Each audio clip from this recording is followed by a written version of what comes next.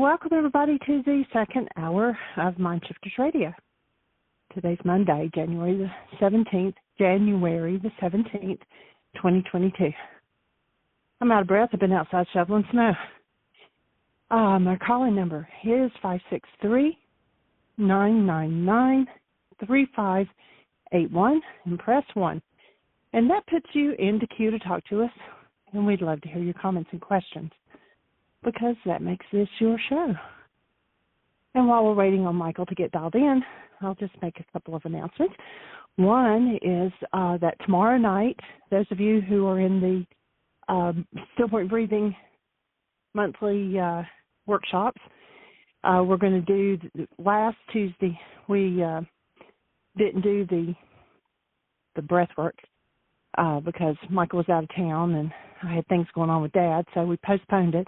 So that will be tomorrow night, and it's from 7 to 9, the same time as we usually do, and it's the same Zoom link, as we do for Tuesday evenings. So that'll be tomorrow night, and so if you're part of the Still Point Breathing, please join us for that support group meeting. And then go to the App Store and download your app or update your app if you haven't already. There's lots of changes to it. And then the website, whyagain.org, and click on Start Here. And just go around and look at all the things that are out there and let us know if you find anything that needs the link changed or something else that you would like to be placed somewhere else where you can find it easier or whatever. And drop that line to Jeanie, Jeanie, at whyagain.org. Welcome, Michael. Hey there, dear heart. Welcome. Thank you. Thanks. Thank you. And welcome to everybody. We're honored and delighted that you're here to be part of this conversation about this amazing first century Aramaic technology called forgiveness. So we get to continue this conversation. It's been going on for 10 years now, and you can access any and all of it freely on our website if you just go to whyagain.org. You'll see in the middle of the page a microphone. Click on that microphone. Drill down. It'll take you to the archives, and you can go all the way back. Let's see. We're getting ready to go into our 11th year now, aren't we, Jeannie? The anniversary is coming up pretty soon. Yes, the last day of January. Yeah. So in a couple of weeks, we'll be into the 11th year of this ongoing conversation. And we started the other day with the worksheet from, or one of the worksheets in the app.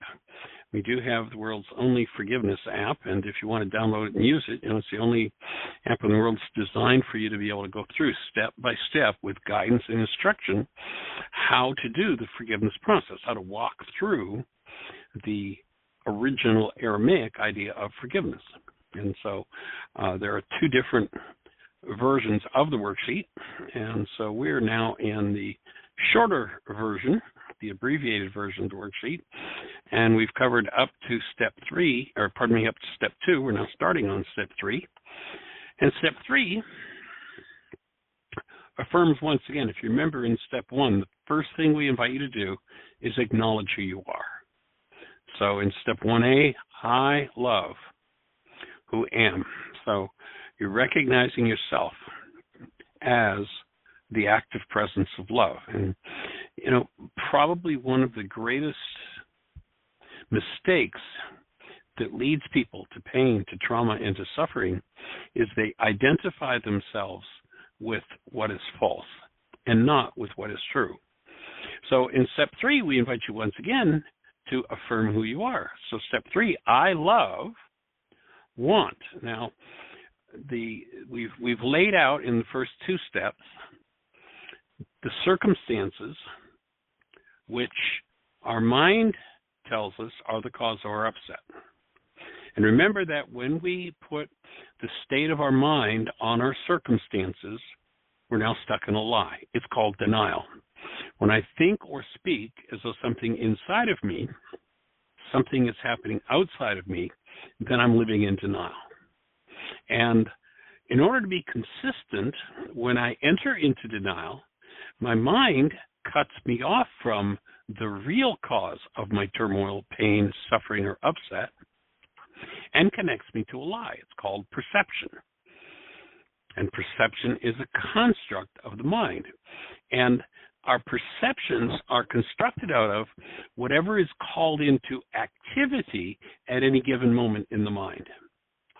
And when I reflect on the brilliance of the first century Aramaic forgiveness process, and I don't care where you look in the world, you're not going to find anything like this unless it went back to that first century Aramaic. I mean, I've just seen nothing that even comes close.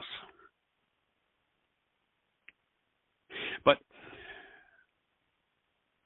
well, let's quote from some Harvard research first. It's one of the core pieces here. What they tell us in this Harvard research is that in a time frame where 10,000 brain cells are fired, there are 10,000 measurable units of electrical activity in the brain, that the maximum amount of data that goes into our perceptual construct in that time frame, which is about a 25th of a second, is 9 bits. Now, obviously, something has to determine which 9 bits of data are going to be used to build our perception. There's a whole lot more information going on in there, but what is it that shows up as our perception? What shows up is what's recruited into activity. Now, imagine that you want to build a pro football team. What are you going to do? You're going to go out and get yourself a recruiter. And the recruiter is going to go around to all of the schools, the high schools, look at football teams, and is going to call into activity the best players he can find, the ones who are going to serve his purpose best. You know, the ones who don't fit the team motto, the team vision, the team capability, don't get called into action by the recruiter. Well, that's a perfect analogy for goals. The recruiter that causes certain information within the mind and within genes to come into activity to form this world that we perception is literally our goals. Now, when I reflect on that, now after 50 years of working in this arena, when I reflect on that,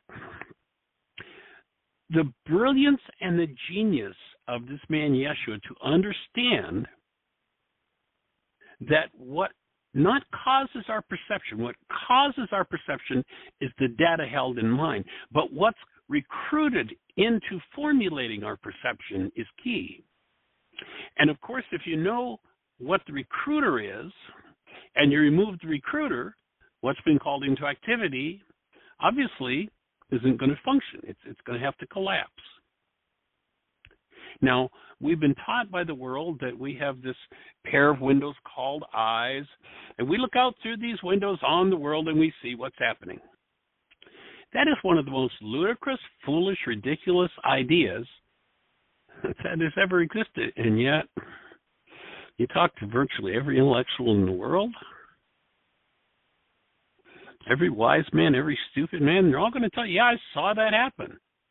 I'm going to offer an alternative thought. You have never seen anything happen in your life, and you never will. Oh, wait a minute, Michael. I opened my eyes, and there was the picture. Have you ever thought to question that picture? You know, when you get down to the physics of it, and that's my background is physics, the eye is a receiver for light energy. Light energy comes into the eye, and according to the information carried on that light energy and the law of resonance, whatever's in resonance in the mind with that light energy, that light information coming into the eye, is called into activity. It responds to resonance. So the eye is a one-way valve. You can no more look out through your eyes than you could pull the wires off the back of a TV and look up through those wires and see out through the antenna. I mean, it's just silly, just plain silly when you really start to think about it, investigate it. Perception is a construct of the mind internally generated. Now, we could go to lots of sources of information to verify this, the latest in neurotechnology and such. One of the pieces of information we came across back, 4 or 5 years ago. We've been teaching this for decades. But 4 or 5 years ago, we came across a book written by the CIA.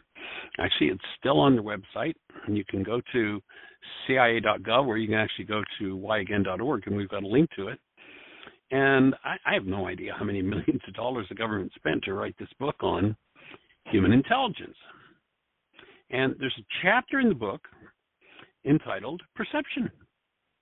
If you go to the core research on perception, and basically what the CIA was working to do was improve the intelligence gathering services that they utilize. Here's what they said, quote, "The mind does not perceive reality, the mind generates reality. Each person lives in their own reality." Whoa. So what happens? Light energy comes into the eye. Information fires in brain cells. In this one piece of research, we see that there are 10,000 brain cells firing, but only 9 bits recruited by our goals formulates this world that we see. And what happens is, unknowingly, we're designed to be in relationship with the actuality of this energy field called life, but we substitute this construct called perception, and we put it in front of that and think that we're actually looking at the world, and what we're really looking at are constructs of our own mind. As the CI said, the mind does not record reality, the mind generates reality. And what causes the mind to use this data compared to that? What recruits the goal into activity? Or pardon me, what recruits the data into activity? It's your goals. Construct our offering is. One of the questions we'll ask oftentimes in the Why Is This Happening to Me Again workshop is, how many have ever done something you regret? Of course, everybody kind of laughs and puts their hand up. So what we're going to do is we're going to invite you to think about a time, any time in your life, where you've done something that you regret. Okay?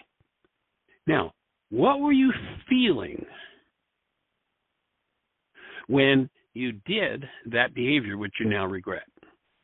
And you know what the answer is 100% of the time? The answer is always some form of hostility or fear. Rage, guilt, grief, whatever. Once in a while, somebody will say love, but when we investigate that, what they really mean is attachment or greed or possession. They really don't mean love. Oh, I love them, and that's why I did the bizarre thing they wanted me to do that I now regret. Well, it wasn't love. It was fear of them, the desire to, whatever it was. It wasn't human life that made you do that. So our offering is that when your perceptual construct is based on any form of hostility or fear, and this is a huge piece of learning to get, whenever that happens, your mind is lying to you. Hostility and fear indicate that the mind is using corrupt data.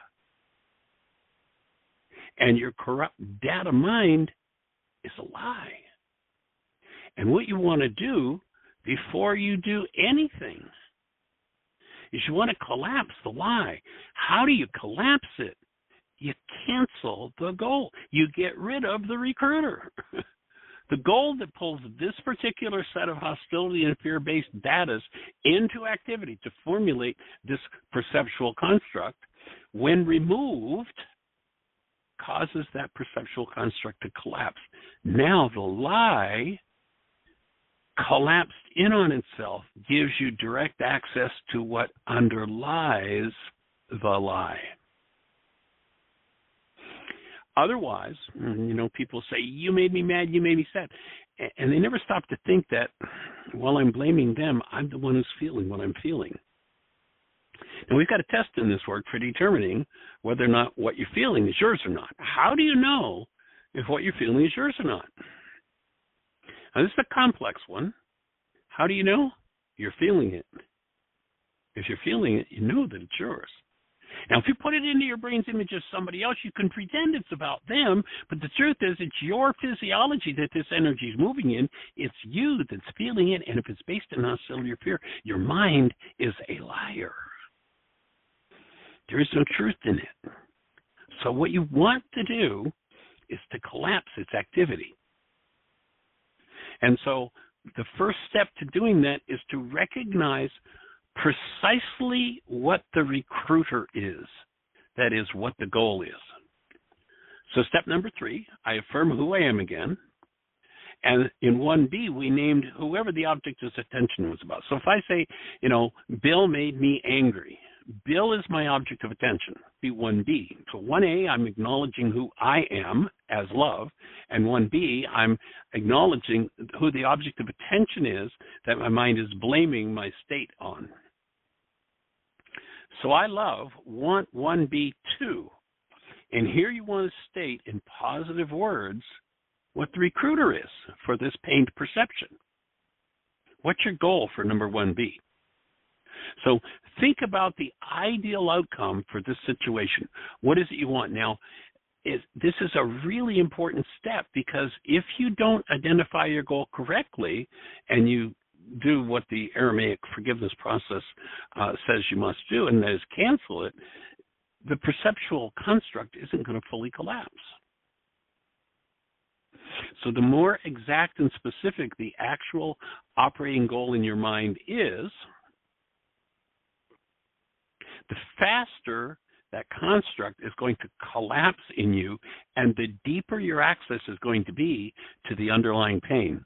And when you bring active present love forward, and you bring underlying pain forward, when the two meet, the pain begins to dissolve.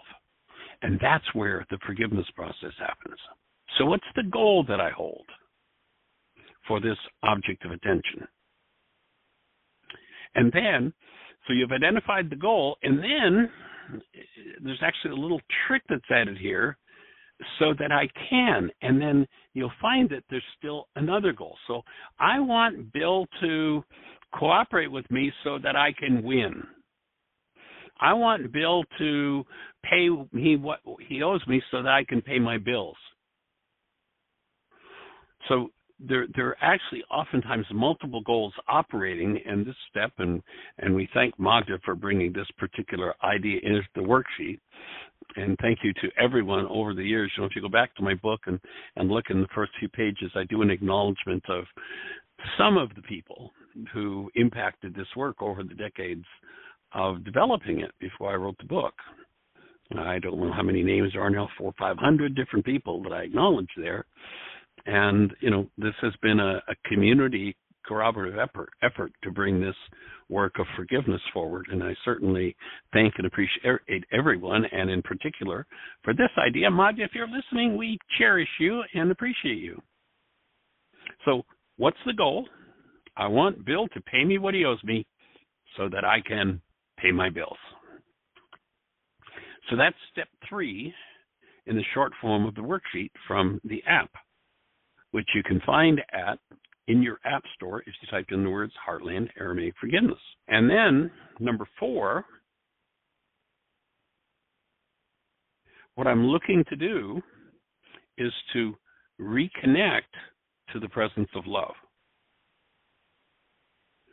So I choose to reconnect to my original being instead of my upset.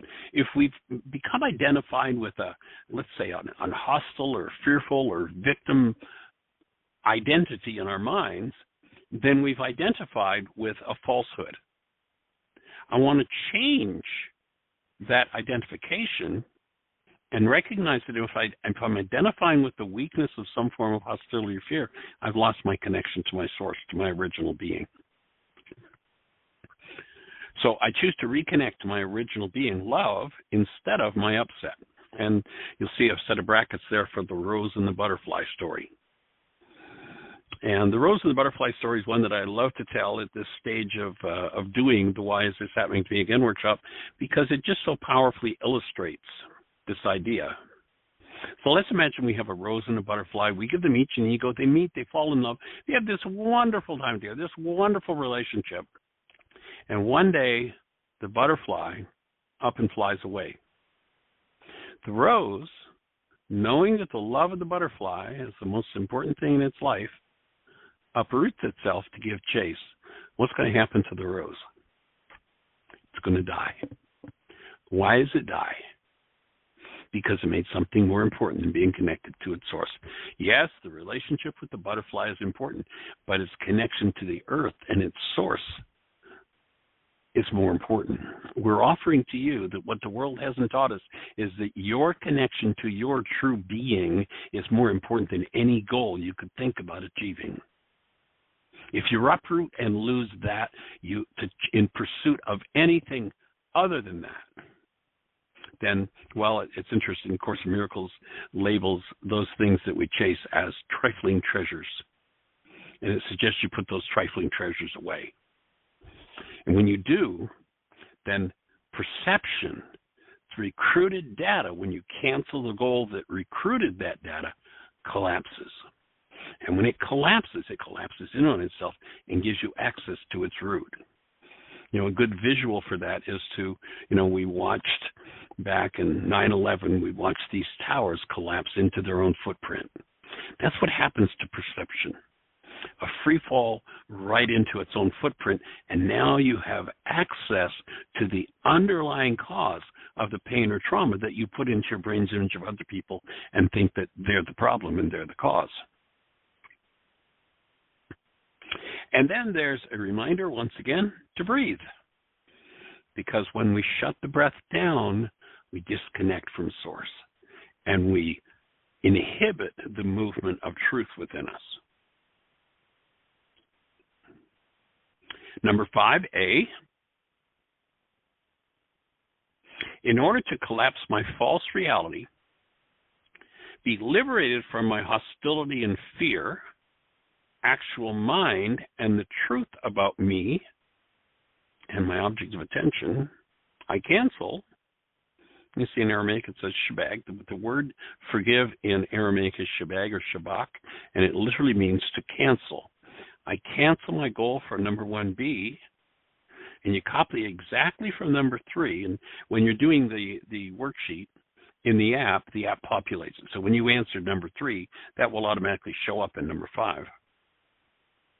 And so you're going to cancel the goal for number 1B. So if you were doing a written worksheet, you'd be copying it longhand. The app populates it automatically. And Jeannie, all those little things that you put in the app are awesome. So why am I canceling this goal? Am I canceling this goal because, this person, with a desire for this person to pay me what they owe me is a bad goal? No, that's a wonder. Somebody owes you something. It's reasonable to say, I'd like you to pay me. You don't cancel it because there's anything wrong with that goal. Well, Michael, why would I cancel it? Because when you recognize that if you put a goal into your mind and it recruits hostility and fear from your past, then you'll end up living in a perceptual construct from the past, and you'll live the lie. And people do that again and again and again. And you can, if you go into the app, if you look, there's a link that says more, and if you click that, there are links, and one of the things you can do is you can download the book, Why Is This Happening to Me Again, directly from the app. It's a freebie. So in step 5, I'm canceling the goal for one reason and one reason only. I'm in an hostility and fear-based fake reality, false reality. I want to be liberated from my hostility and fear, get back to the truth. So I cancel my goal for Bill to pay me. Now, when you realize that underlying this what we call the 9-bit mind, and some people say, well, the research says it's 11 bits. Well, it's 9 bits, 11 bits, it's 15 bits, it's 20 bits. We're not here to argue about, that something that will probably never be fully established. We just want to make the point that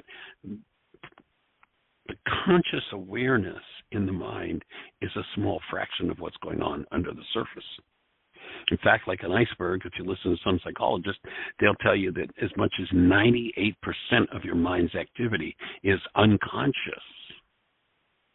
And my offering is we're not designed to have an unconscious mind. That's not how it's designed to work. The unconscious mind is an artificially created state that we're not designed to live in. And, in the ancient teachings, when they said the veil of the temple must be rent in twain, they were not talking about a purple curtain in a church. The temple is your body-mind unit. The veil of the temple, as opposed to a purple curtain in a church, this body-mind unit is your temple, and the veil is the barrier between the subconscious, and the unconscious.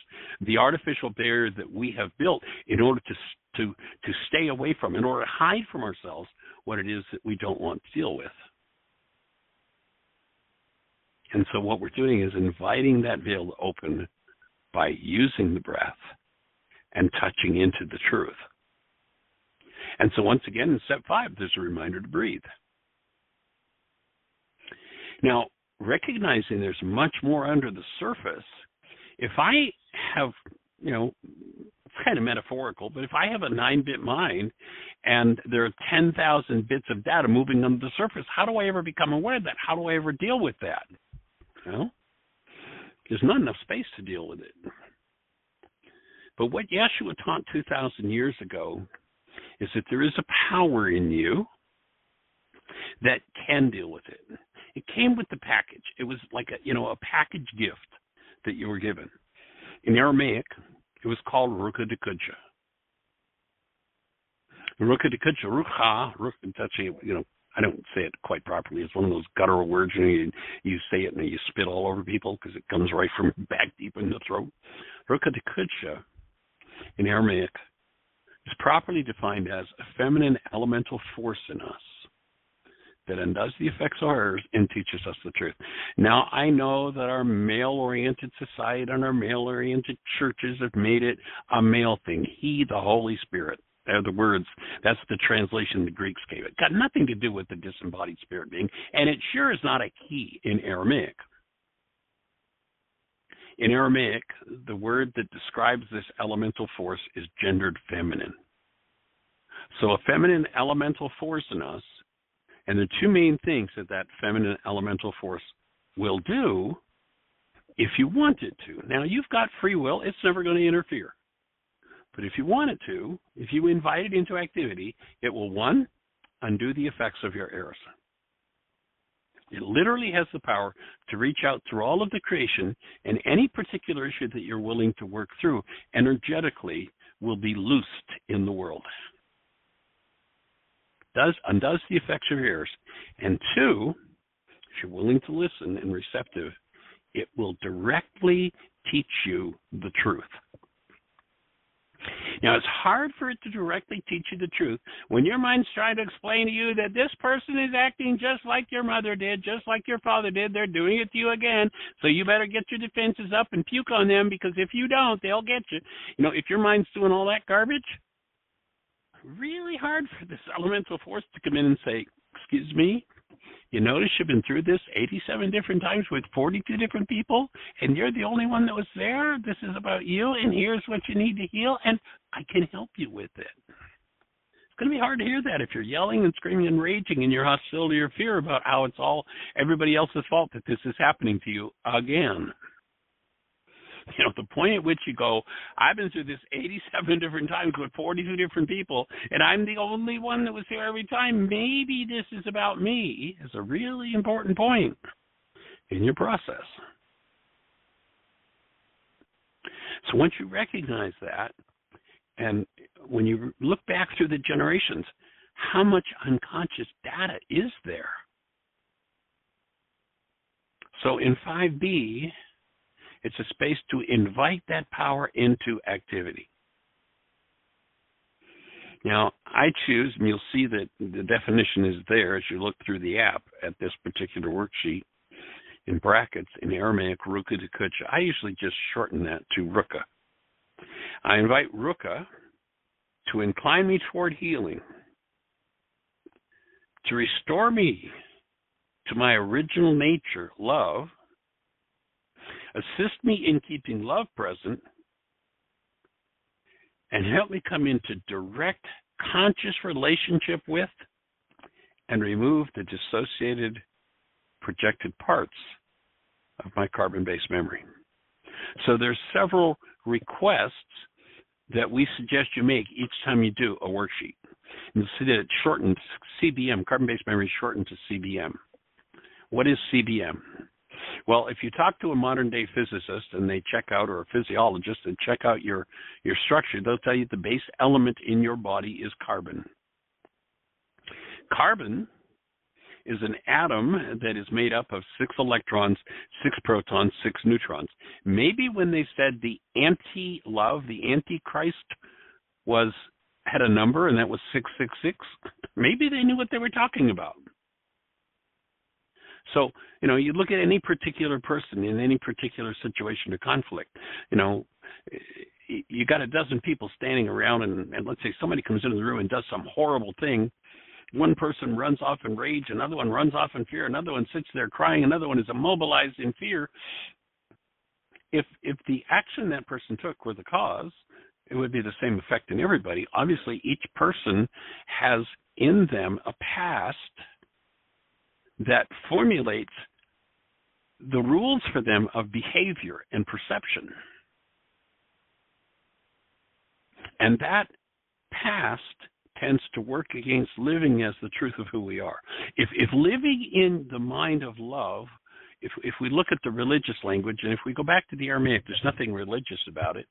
They talk about the mind of Christ. And the word Christ is not a religious term. It's not the name of a man. It's actually the name of an office. Very much like, if I ran for mayor tomorrow and I won, you would call me Mayor Ryce. You wouldn't call me, and you wouldn't think that mayor was my name. You'd know that it was the name of an office that I hold. So this man, Yeshua, who became called the Christ, held an office. And the office was that of one who had awakened. By the way, a place you're invited into, the same as he was. It isn't an exclusive space. If you listen to him, now you listen to his followers, you get a different story. But everybody's invited to go there. So what I'm doing is I'm asking this elemental force for several things. I want my natural inclination. If my natural inclination is to go to look at, the dark side, the glass is half empty, they're going to get me, victimhood, I want to upgrade my mind. So incline me toward healing. Remind me and restore me to my original nature, which is love. Assist me in keeping love present.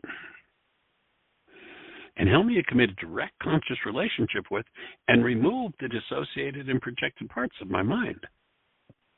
So they're the things we're asking for. And, if you come up with another request, you're certainly welcome to fill it in. But they're the basic minimums that we suggest. So that's 5B. Then, in number 6, and we're just asking for the truth of how do you feel. So number 6, I now feel better, worse, and it could be either. We're not going to suggest that every time you do a worksheet, you're going to go, hey, it feels wonderful. Actually, if you collapse the surface mind's projections, you may find deeper parts of your mind that are hidden from you that don't feel very good. Remember, we're back in step 2. I'm willing to go through the symptoms of healing. I'm willing to open and go into those hidden parts of myself and process them. And sometimes you're going to spend a significant amount of time in those parts of your mind. If you've got decades and generations of rage and hate-filled rhetoric going on in your world and in your life and in your family system and in your culture, and you just take a look at the culture today, and everybody's got a fair share of it, or most people have got a fair share of it. Don't expect that to be over the first second. It's a process. And you're going to spend time in contact with those hidden parts of your own mind. Willingness is the thing that will move us most quickly. When that starts to come up and people go, oh, I don't want to feel this, I don't want to do it. You just listen to their voices. You can hear their whole energy field starting to shut down, the breath shutting down. That person's going to spend probably years and years and years in that trauma posture. The person who steps into willingness, this is what we'd like to call cosmic grease, will tend to move through those things much more quickly. That's why we've got a statement in there about willingness. So how do you feel? And when I look at the situation that I described up in number 1, B and C, and again, the app will populate that for you. It'll put your answer in there. Take a look at it, and how does the situation look to you? And over the years of 4 decades, it's been 5 decades of developing this work, but it was about 4 decades ago that I started to work with the Aramaic.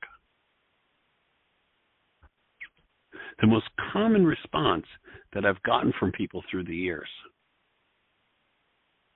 is, I don't believe I can't understand why I was so upset about that. It's like no big deal. I mean, here's somebody who's maybe spent years in trauma, and they think it was about that something, but when they canceled the goal and they found the real root of what they were in trauma about, and they processed through the trauma, all of a sudden there's no trauma left. So they look at that situation, it's like, I don't even understand why I was ever upset about that. Well, here's the truth. You were never upset about it. Your mind lied to you and told you you're upset about that. You just had upset in your mind that had been unresolved. And the idea of this work is to resolve and finish that upset, that disturbance. You're not designed to live out of that. So it takes time to process through it.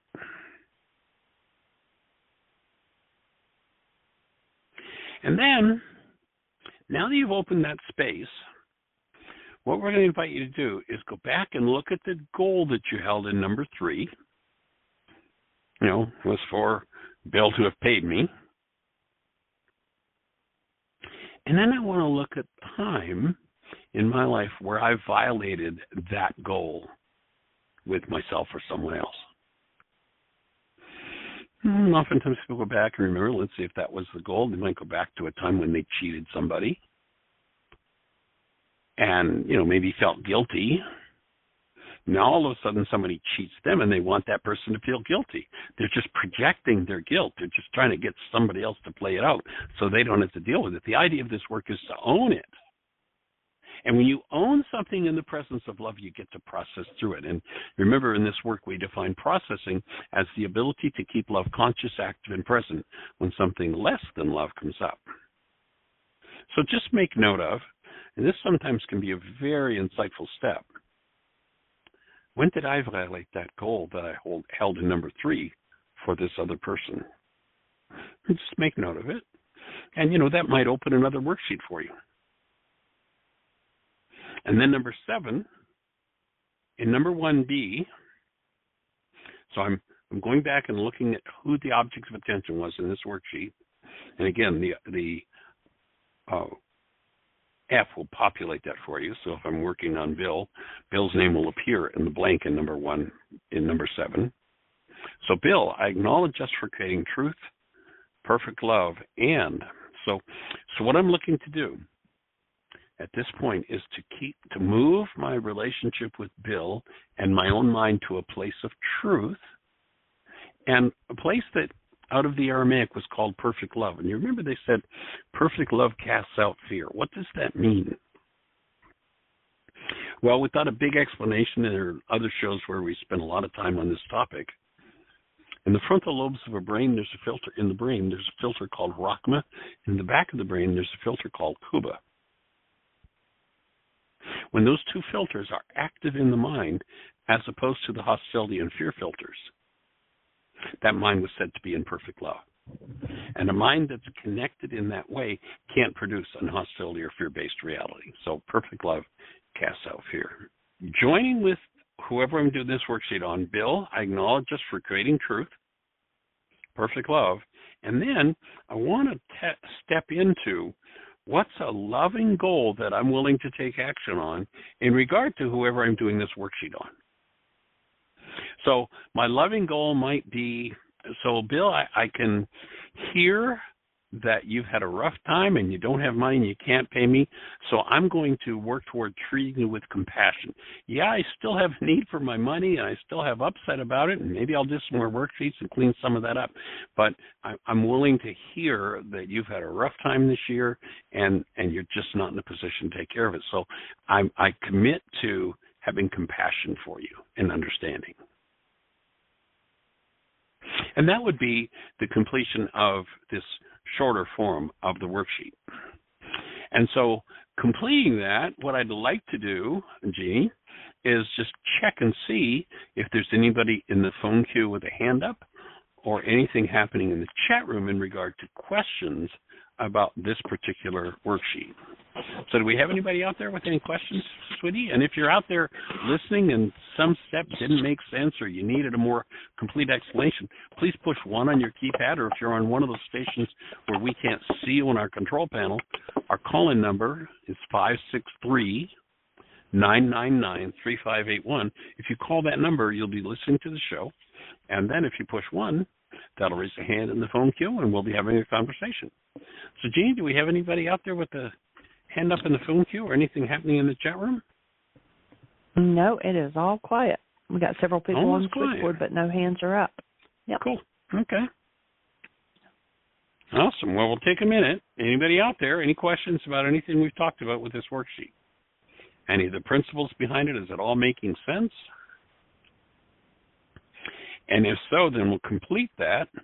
And then we'll step into, there's a second worksheet in the app, and I'd like to talk about that a little bit. It's the more complete 7-step process that we go through in the workshop, Why Is This Happening to Me Again? If you take a look at it, there are more words on the page, and there's a reason for that. It's because it's a little more in-depth. And actually, if you go back to our website, whyagain.org, and you go to the upper left-hand corner, there's a link that says Start Here. And if you click there, it'll open up a place where there are several different worksheets. You know, this worksheet's been in development for 40-plus years, and it's been tested and tested and tested. I've tried different ideas in it, different steps in it. And if I integrated every step that we've used over the years, the page would probably be 4 pages long. And so there are different shades of meaning in some of the steps in the different worksheets, so you might just investigate them, try them out. We've had different people. Somebody's got this one, this is their favorite. Somebody else, this one works better for their mind. So just, you're welcome to have a look at that and stick with these and never look at any others, but you might take a look at that and you'll see that there are other ideas that can augment the forgiveness process. So in the longer form of the worksheet, we call it, if you look at the top of it, the wake-up sheet. Change your mind, change your life. And you'll see the definition of forgiveness, the tool for waking up from and changing my reality. It's been called the wake-up sheet. And it's also been called the reality management sheet. So my reality is any perceptual output constructed by my mind. There's a premise that goes along with the worksheet. You'll see up at the very top. My essential nature, my human life, my very being is love. And if you ever forget that, just hold a newborn. The goal of this internal forgiveness wake-up sheet is to empower me to remove fear and or hostility and return me to the direct experience of love 24/7, 365. So the idea of this is to process through, generations and generations and generations of inherited hostility and fear. Jeannie's working on her book is entitled Healing the Generations One Breath at a Time. And, of course, the forgiveness process is an important part of that. The steps are similar to the worksheet we just went through, so this will be kind of a review, but there are some accent points in this sheet that take the mind to different places. You start out, number 1A, as with the other sheet, acknowledging who you are. I, Michael, who am love. Experiencing, and here you identify what your emotions are. So maybe in a particular situation, I'm experiencing some form of hostility or fear. If I have different words for emotions that come up around a particular situation, I want to do a separate worksheet for each of those emotions. So I'm just going to use one word in this blank in number 1B. And so I'm using a separate worksheet for each emotion that I experience, and sometimes our emotions, are pre-verbal. It's before we had words for them, so sometimes it can be difficult to put them into words. And so there's a little box there for you to draw your emotions. So sometimes if you can't quite get it into words, a picture will do. You know, anger might look like a lightning bolt. Sadness might look like an eye with a teardrop falling out of it. And then a reminder in that box where you've drawn that picture is, if I'm in pain, my thinking is in error. If I'm engaged in a thought disorder, I've got some sort of pain or suffering going on, and I can access my thought disorders and remove them and remove the root of my pain and suffering. I can be restored to love. Then there's the reminder, hostility and fear are from internal corrupt data and indicate my mind's use of sustained incoherence to build this disturbing internal construct. Sustained incoherence is a term that was coined by a man named David Bohm. David Bohm was a physicist who actually worked in Einstein's laboratory for a time period. He also worked on the building of the atomic bomb. He had some of the math that allowed them to be able to build that atrocity. He also worked in the arena of the mind and human intelligence.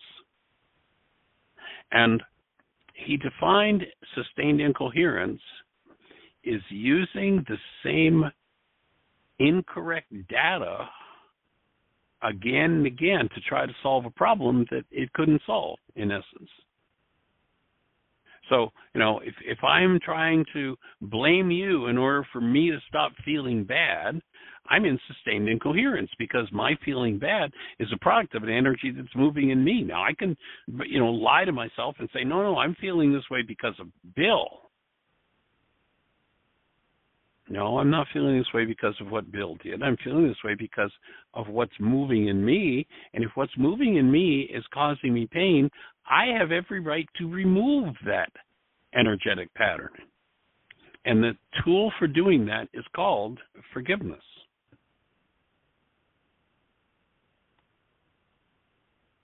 So if I'm in pain, if hostility and fear are active in me, it's time for me to recognize that this is sustained incoherence.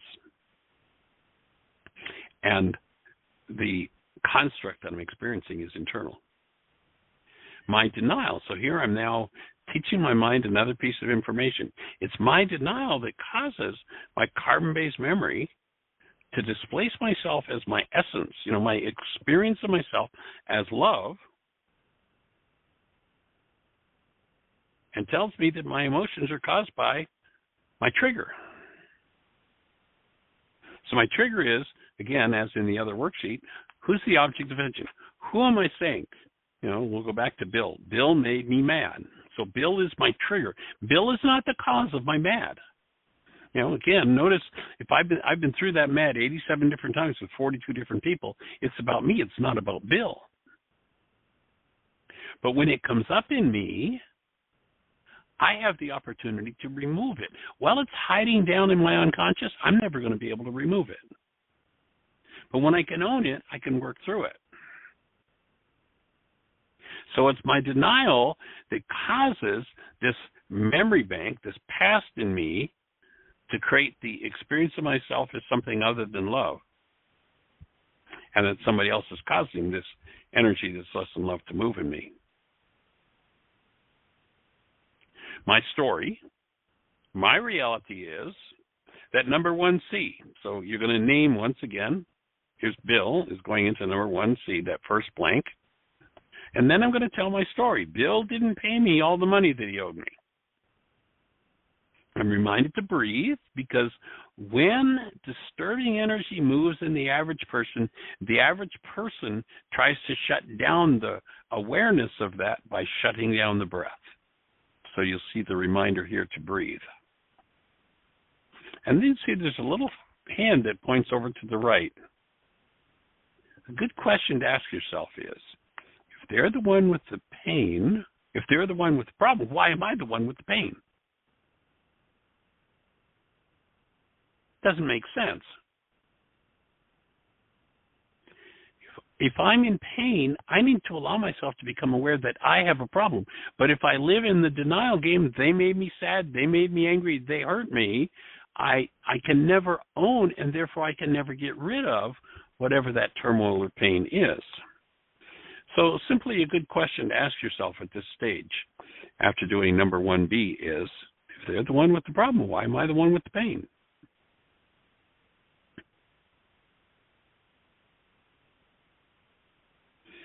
So we completed number 1C. Now we're going to go on to D. The truth is, only my thoughts cause my emotional upset. And there's a reminder there to breathe.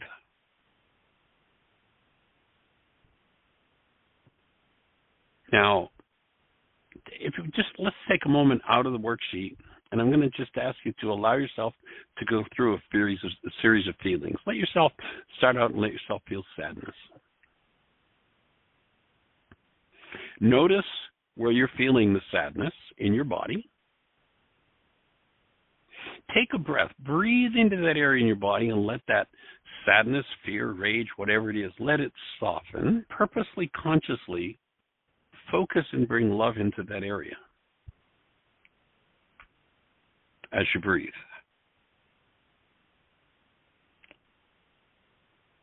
Now, let yourself feel anger for a moment. And as you allow yourself to feel anger, notice again in your physiology where you're feeling the anger. Allow yourself to breathe into that area and bring the flow of present love into that area of your structure. Let your mind be restored to love. And now for a moment, allow yourself to feel fear. Once again, notice where in your physiology you're feeling the fear. Take a breath. Open up and let go of the fear. And once again, with the breath, bring love into that area of your tissue structure. Now, if you were to just observe, what did you do in order to go from sadness to anger to fear? If you really take a look, what you did was you changed your thought. When I said feel sadness, you had a certain thought, and that reflected as sadness in your physiology. When I said feel fear, you used a different thought. When I said feel anger, there was still a different thought. Thoughts cause me to feel, not what people do. People do things, and in doing them, they resonate my hidden thoughts, but it's my thoughts that cause my feelings, not the things that happen in my world. When I can acknowledge that, then D becomes very apparent. The truth is, only my thoughts cause my emotional upset. I want to breathe. And then,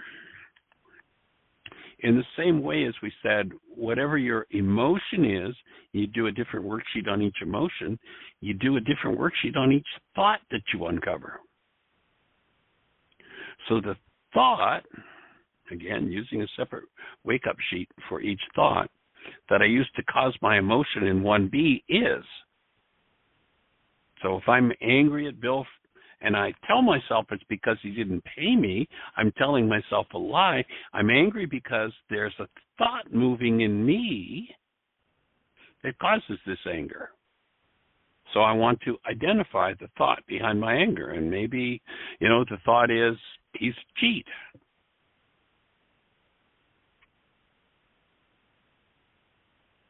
Then the final step in number 1E is, I want to punish 1C by and myself by. So usually when there's disturbance or upset, people have a punishment thought, and it's usually about somebody else, but oftentimes about themselves, and oftentimes simultaneous. So if there's a punishment thought about yourself, oh, geez, I'm so stupid, I never should have loaned Bill that money in the first place. I really, I guess I deserve this. Well, that's self-punishment. That's an error in thought. I want to clean that up. Hostility and fear are always, always, always reflective of errors in thought. Now, you've gone through, so you've put forward, I want to punish Bill by, doubling what he owes me, and myself by just calling myself stupid. And you'll see at the end of that line, there's a little hand that points to another box. And this particular little box introduces the concept of verbal release. Most people created their trauma through trauma thoughts and words linked to trauma. By utilizing words to generate release, you can start to loosen these energy patterns and let them go. And so what we suggest is that you do a verbal release on each step from 1A to E. So if you take a look in that box, I release and surrender myself, and there's a little checkbox there, to love. I surrender my emotions to love. It is my hostility and fear. I surrender Bill, number 1C, to love. I surrender my story. People always cheat me, to love. I surrender my thoughts to love. And I surrender my punishment to love. So here I'm taking each step of this first piece of the worksheet, number 1, and doing a verbal release of it and letting it go to love. And then once again, you'll see a little hand that points over to the right. And, once people start to work through a particular mental construct of pain, if they don't realize it, they may just go back. Okay, I got rid of that thing with Bill, and they'll go turn around and do it with, Harry the next day, or Mary or Hortense or somebody else. So being conscious of that, there's another goal to be canceled here, another step of release. And that is, if you look off to the right, and I cancel my need to be right and make up another story out of these brain cells to hallucinate proof that my fear and hostility-based story, my reality, is true. So I'm not only letting go of the goal, in that last worksheet, we did 2 goals. I want this from Bill so that I can, and there's a second goal. You're canceling both of those. And here we're taking a third goal, and that is letting go of the need to be right and make up another story based on this.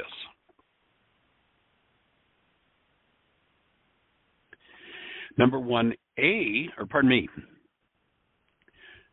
number 2A, I choose to love truth.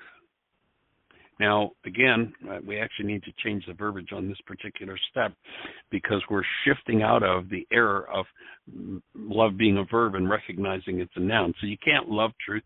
You can't love anything. What we're looking to do here is to recognize that I want to honor truth, and by so doing, I get to experience myself as love. So we're going to change that particular thought to I honor truth.